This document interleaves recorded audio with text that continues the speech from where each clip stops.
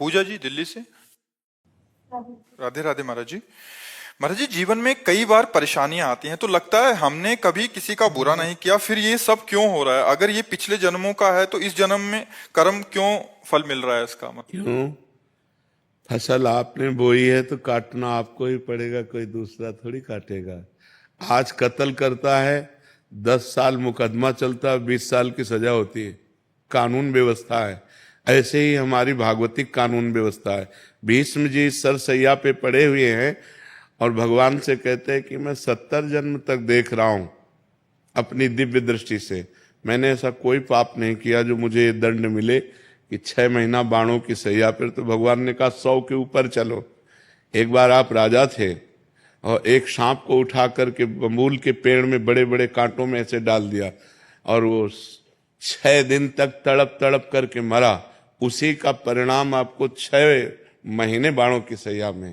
तो एक बार किसी एक आदमी का कत्ल किया तो उसको 50,000 जुर्माना या 1 लाख जुर्माना और आजीवन सजा, क्या दंड मिलते हैं? नहीं मिलते।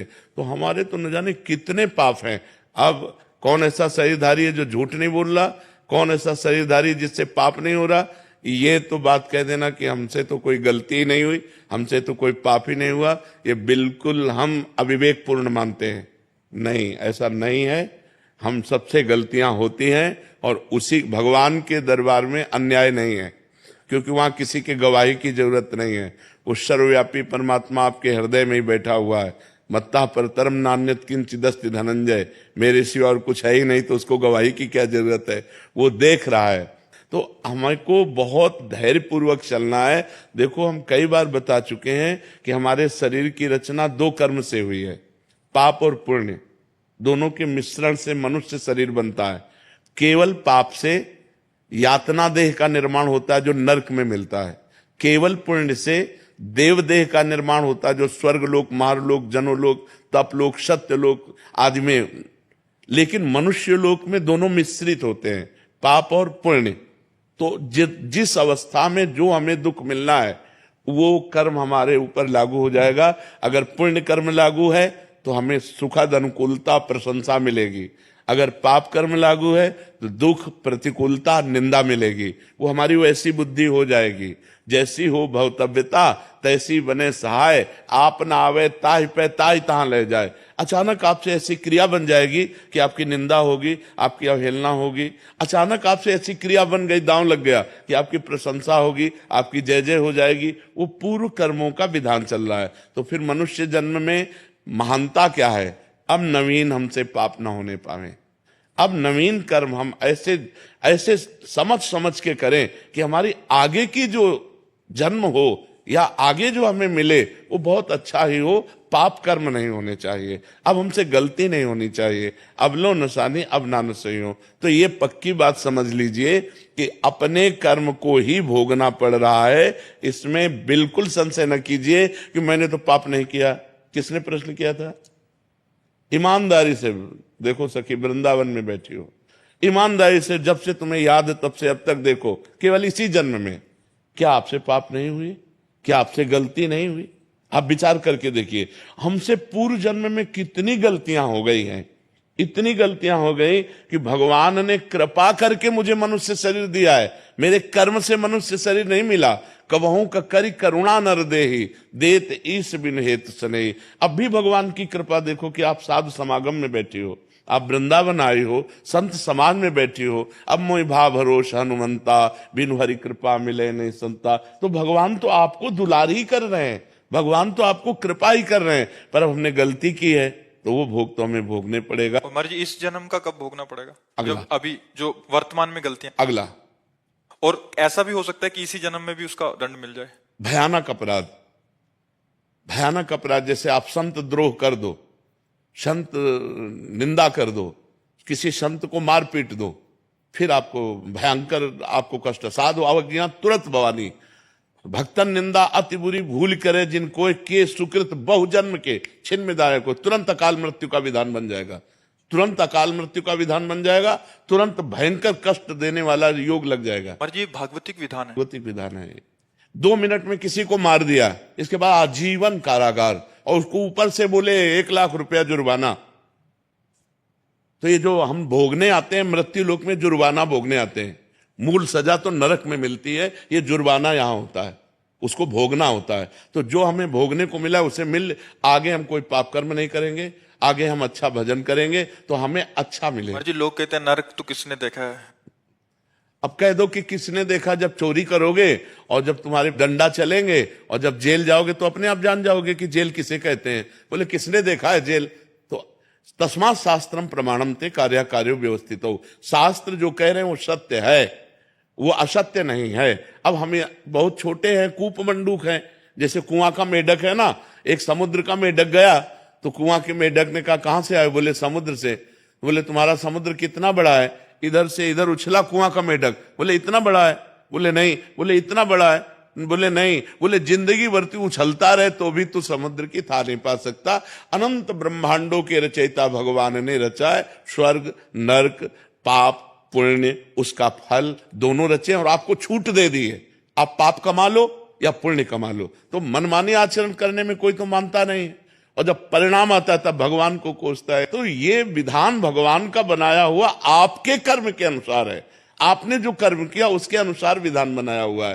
को न काहू के सुख दुख कर दाता, निज कृत कर्म भोग सुन भ्राता। इसीलिए जो धर्मात्मा पुरुष होते हैं, शास्त्र को जानने वाले होते हैं, एक भी कदम गलत नहीं रखते। ए भाई मैं नहीं पाप कर्म नहीं करूंगा, तो मुझे मार डालो पाप कर्म नहीं करूंगा, चाहे जितना कष्ट दो मैं अधर्म नहीं करूं। क्योंकि जानते हैं कि अधर्म जो है ब्याज के ऊपर ब्याज लग करके ऐसा फलीभूत होगा कि हमारे पुरखा पानी पा जाएंगे भोगते भोगते। तो ये भगवान का गलती थोड़ी है कि यार एक को तो इतनी सुख सुविधा दे दी, एक को इतनी दुख दुविधा दे दी। नहीं, दोनों के कर्म हैं। उसने कर्म किया उस जगह पहुंच गया, उसने कर्म किया इस जगह पहुंच गया।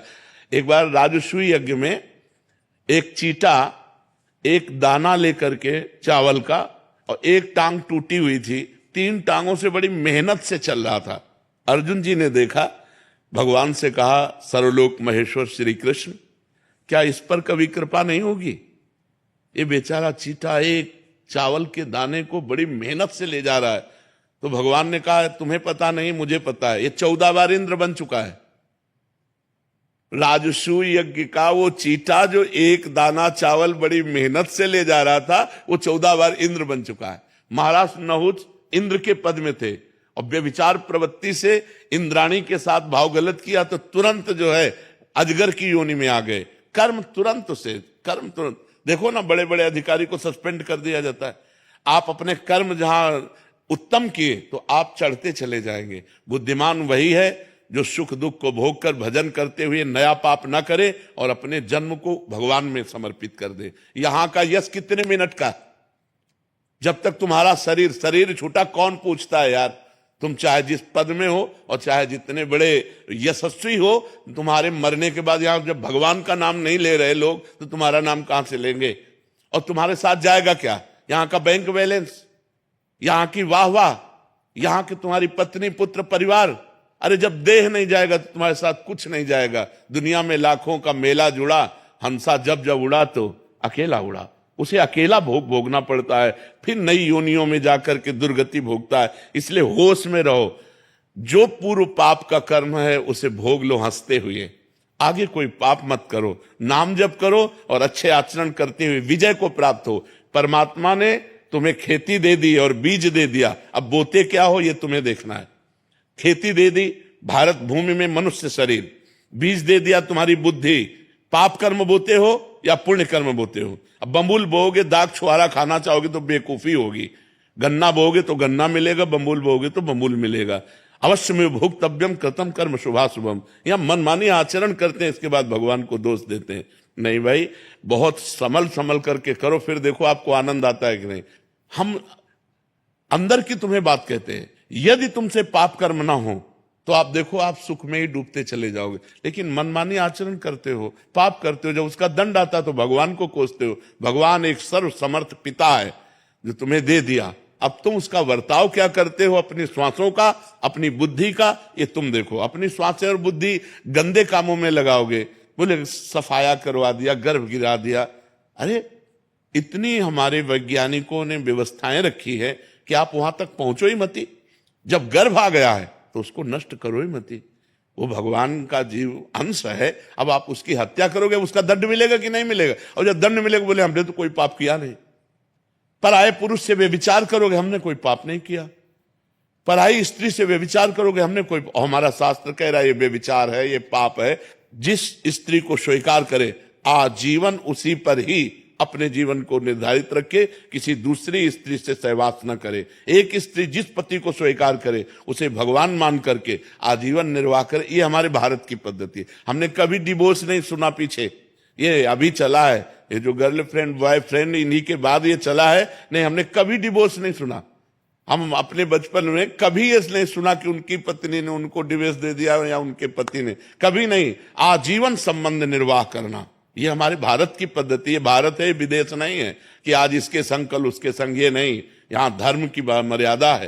ये परम पवित्र देश है, जहाँ गंगा यमुना और रामकृष्ण के अवतार होते हैं, वो ये पवित्र देश है। तो ये हम कभी भगवान पर आरोप न लगाएं कि उन्होंने हमें दुख क्यों दिया, संकट क्यों दिया। ये हम आपसे प्रार्थना करते हैं कि आप ऐसा मत सोचिए। आपका ही किया हुआ कर्म परिणाम आपके सामने आता है।